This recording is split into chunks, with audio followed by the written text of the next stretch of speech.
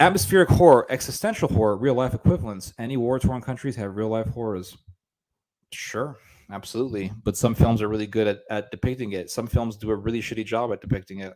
There is this phenomena that I've noticed coming out of Eastern Europe where they have all these war movies that come out of Eastern Europe from Poland, from Russia, and they all suck except for Come and See. They literally all. Now I will give one exception. There's another film from Russia that's good. It's like Pamphilio's Men or something. It's about a bunch of Russian guys who take out an entire unit of German tanks. It was a well done film. Other than that, Eastern European war movies, Eastern European films in general are just absolute garbage. But like, there's this weird phenomenon that I've noticed coming out of Eastern Europe where it's like every war movie has bright colors and all the uniforms look like they just got purchased by the costume department, and it just looks so fake, and the acting is garbage, and the music is just over the top, constantly excessively playing in your ears.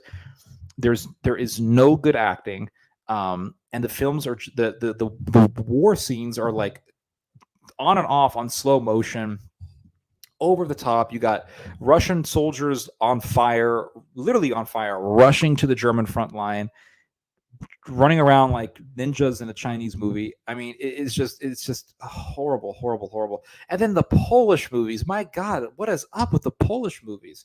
Polish films, I have not found a single good Polish movie. Every Polish film I've seen, I've literally turned off. I have not completed. They're all garbage. They make me fall asleep. Um, the Poles are obsessed with sex. Every movie is like sex this and sex. Like they literally did a World War II film in Poland. In Poland, it was a Polish war film directed by some young guy. I don't know. I forgot his name, but some college student. I don't know. But they did this film, and all these Polish people are like, "Oh, it's this great movie." Blah blah blah blah blah. And I never saw the film in its completion, but it's like I would never waste my time to watch the whole thing, to watch the whole movie, because they have like some good battle scenes. Don't get me wrong, but it's like, okay, this film is promising. Okay, there's some hope for this film, and like every damn flippin' Polish movie out there, they have some Polish soldier banging some girl in the middle of a freaking war-torn battlefield. I mean, it's like in the middle of a war-torn building. It was like imagine a scene from Saving Private Ryan where the houses are all destroyed, the buildings are all destroyed, and there's two people having sex in the middle of the thing. It's the stupidest shit ever. And like they have sex, and then after they have sex, they go out, they get their guns, and they go out and fight the Nazis right after. It's the dumbest shit ever. I said, who directed this film? This is garbage. Garbage. I would never watch this film. Garbage. Every Polish film director is like, yes, let's do it. And you'll see some of these Eastern European films, like the color is really good, imagery is nice, has a lot of potential. You're watching it, you're okay, fine, this has potential. Okay. Oh, here comes the random sex scene in the middle of a field somewhere. Every freaking movie is this way. Garbage films. Garbage. If you want to look at a real good film director, look at Steven Spielberg. Watch Saving Private Ryan. There is absolutely no romantic interest in Saving Private Ryan. It's about these soldiers looking for this soldier to bring him back to his mom. Basic, simple, but the way that it's executed, masterpiece. And imagine if Steven Spielberg put a sex scene in Saving Private Ryan, it would ruin the movie. Sex scenes don't add anything to a movie. It's all just porn. That's all it is. It's porn for the audience because because sex sells, and because the female audience is appealed by that bullshit. Okay, so they have to add a love interest.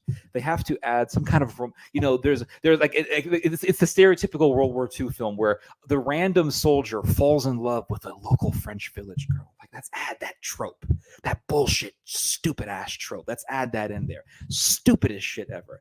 If it's so good, then why the hell didn't Steven Spielberg do it? Steven Spielberg is considered to be the greatest director of our time. Why didn't he do it in Saving Private Ryan? Because he himself knew that it would ruin the film. He himself knew that it was bullshit. Bottom line. Oh, let's have Captain Miller, played by Tom Hanks. Let's have Captain Miller fall in love with some random French girl after he just endured through the entire freaking horrors of Normandy Beach. Yeah, let's just add that in there. It's like adding ketchup to pizza. I mean, it's just garbage, absolute garbage. But every Polish film does this bullshit, and you would think that these stupid ass people in Eastern Europe, you would think they would watch Saving Private Ryan and be like, Spielberg guy, he's got something. Let's follow his wisdom. Let's follow this dude's advice. He's the best director in the world. Let's do it. No, they don't do that. They don't do that. These Polish guys are like, yeah, we have a budget of 35 million zloty. Yeah, we can do a movie. I know the Polish accent sounds almost like a German accent, guys. I used to think that it all sounded like Russians, but I was dead wrong. Yeah, let's do a film about that. Yeah. How do we do this, guys? Okay, guys, we're gonna have a battle, right? Battle of Warsaw. Warsaw Uprising, Polish people, they got their guns, they got the sniper rifles, they're taking out the Germans, they're fighting the German tyrants, right? They're moving in to the streets of Warsaw. They're going through the streets of Warsaw. Yes, let's do it. We're going to have the Germans, they got 50 caliber machine guns or whatever. They're firing on the Polish. Polish are doing guerrilla war tactics. Yes, absolutely. They're working with the British. Yes, absolutely. We have like 5 Polish soldiers. Okay, we're going to follow these 5 Polish guys. Okay, awesome. But let's put in a Polish girl in the middle. Well, why the hell do we have a Polish girl? Well, there was a lot of female Polish resistance fighters. Okay, great idea. Fine, let's do that. But she is also the sexual subject of all the men in the group. But only one Polish guy gets lucky with her. Wait, well, what's the point of doing that? Wait, what's the point? To appeal to the female audience. But Saving Private Ryan didn't do that, and it's considered the greatest war movie ever done. So why the hell do you have to do that? I think let's have them having sex in the middle of the war zone. Bullets are going past them as the guy is banging the girl. Yeah, absolutely, masterpiece. Let's do it that way. Yeah, but what does that add to the movie? It doesn't do anything. It's just porn. That's all it is. You're ruining a really good idea here. You're just blemishing it. You're just smearing it with your own shit. Oh no! It's gonna do it. It's gonna be a masterpiece, guys. Masterpiece. It's gonna be. Oh no! You literally just ruined a good idea. You literally just took whatever tens of millions of zloty that was invested to you to do this movie. You literally just thrown it down the toilet. So you can add some porn. So you can appeal to the female audience. Oh my God! What a bunch of garbage. Every freaking Easter. There was a film that came out. It was from. It was a film that was a part of a Ukrainian-Hungarian project. It was I forgot the name of this movie. It was called A Painted Bird, I think was the title. Do not see this movie. I know now that I've told you guys not to see it, you're going to go watch it, right? Because that's just how the human mind works. Do not watch this film. If you watch the film and you get mad at me, don't tell me that I didn't warn you. Do not watch this movie. It is a freaking hunk of shit, okay? This movie is a heaping hot pile of fresh human shit, okay? It is complete garbage. It literally turned it off. Like, I want to say maybe 20 minutes into film, 30 minutes, maybe 25 minutes. Turn this turd off, okay? Garbage.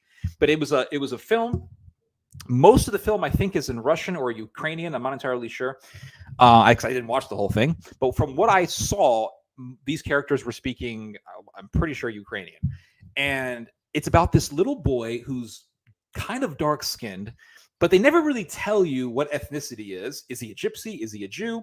But since the guy who actually wrote the story upon which the film was based was Jewish, I'm going to say that he's supposed to be Jewish because it's supposed to be about his life during the Holocaust as a little kid, supposedly.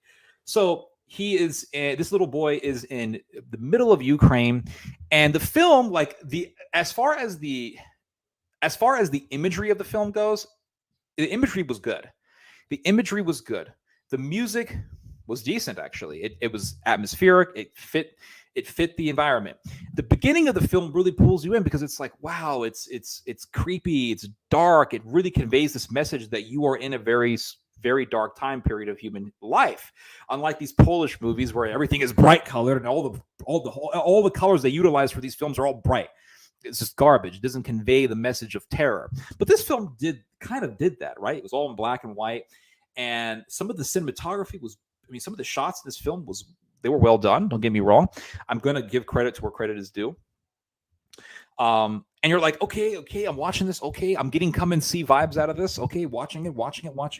I'm like, man, this, unlike all the other Eastern European films I've tried to see, I'm not seeing any like random 20 minutes in. Oh, I spoke too soon. You got some fat white Ukrainian dude pounding some fat prostitute in the middle of a freaking field, in the middle of nowhere, in the countryside of Ukraine. That's it. This movie's garbage. I'm out.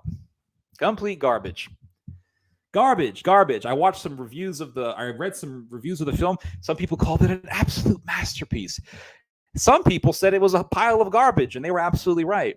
But I looked into the guy who actually wrote the novel upon which this film was based, and I found out that this guy supposedly was a Holocaust survivor who lived in Poland, even though people who knew him back in the Polish village said that he was full of shit.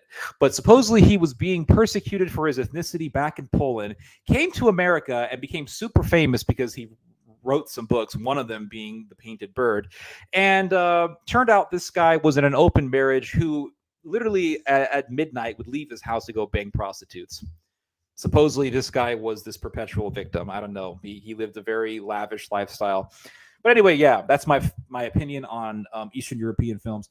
Now, I don't know why people just can't watch Saving Private Ryan and be like, fuck, we can do a film like this, man. Like, you don't have to emulate everything in Saving Private Ryan, but at least try to follow the style, because the style is so well done. And there's nothing wrong with being inspired by the works of other people who came before you. There's nothing wrong with that.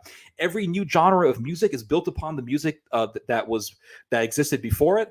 Every single style of literature, writing, artwork, whatever, had some sort of influence from the works prior to it. There's nothing wrong with learning from people. Now, the Chinese, I will say, a number of Chinese directors have greatly been inspired by the works of Spielberg. For example, the Chinese man who directed the film City of Life and Death, which is a masterpiece that you should watch. That guy watched Schindler's List. He watched Saving Private Ryan, and he said, wow. And he emulated that style. And I will say that even though he was influenced by Spielberg, I definitely must add that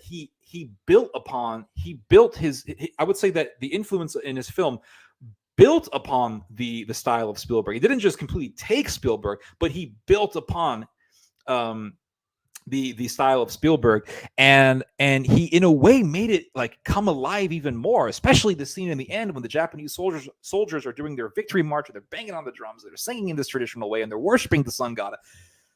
It's a complete masterpiece. So, like, for example, when I see the film Hereditary, I'm like, damn, it's such a well-done horror film. And what makes that film so good is not just the acting, but it's like the cinematography, the ambiotic music, the ambience, the atmospheric sounds, the tone, the color of the film. I mean, all these things have to be factored in when thinking about what makes a good movie. And if you said, Ted, it's your turn to make a horror film, what would you do? I will tell you what I will do. I will watch Hereditary. I will watch Come and See. I will watch the Black Coat's Daughter, The Witch. I will watch these films for inspiration. Now, when I wrote my book, Christianity is at War, I wrote that book purposefully in a poetic style of prose. If that even can be said, I think it can be said, because creativity is very flexible. But I'll tell you one thing. There were moments when I would watch films before writing on a particular subject. So, for example, if I wanted to write about some medieval battle that took place in Eastern Europe, at times I would watch the movie The Battle of Belgrade, which was a very well done Serbian film back in the 1980s. The only good Serbian film that I've actually ever seen. Masterpiece of a movie. The music was beautiful. The acting was great. And I actually would watch that film to gain inspiration, and then I would write about the chapter, because when I would want to write about these Christian battles, I didn't want to just write about them in a very technical way with dates and names and places and things like that, being very dry and mundane and boring. That was not my interest. I wanted to write prose that would inspire people.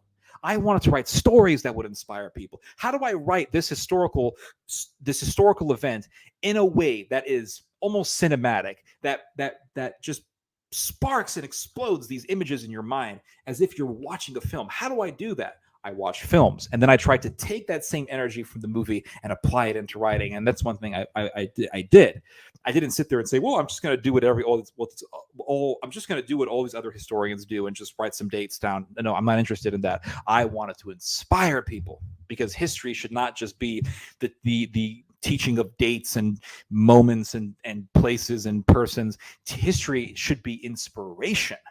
If you look at the ancient writings, the ancient historical writings of people like Herodotus, or people like I don't remember all their names, but if you look at these ancient historians from the time, they didn't see history as just talking about dates and locations and things like that.